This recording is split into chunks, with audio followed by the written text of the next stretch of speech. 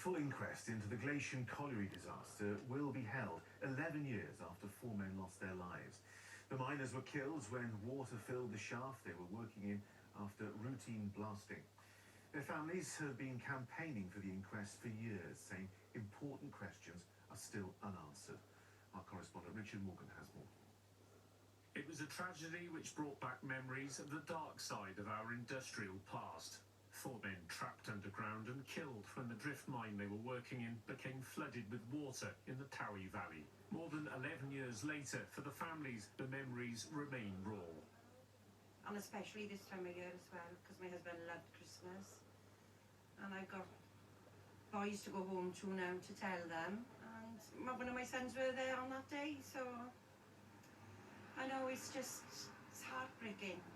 Today, a coroner ruled that the inquest into the deaths of Phil Hill, Charles Breslin, David Powell and Gary Jenkins should resume.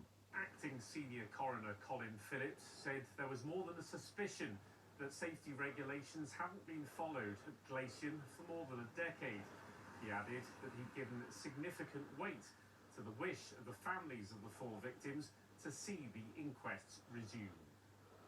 Mr. Phillips said it was possible to argue that without the alleged failings, there was a real chance the deaths may have been avoided. Do you think this inquest will shed some new light on what happened that awful day?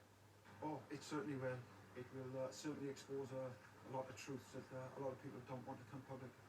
A prospect welcomed by the owners of the colliery, M&S Mining Limited, who, together with the mine manager, were acquitted of corporate manslaughter charges in 2014.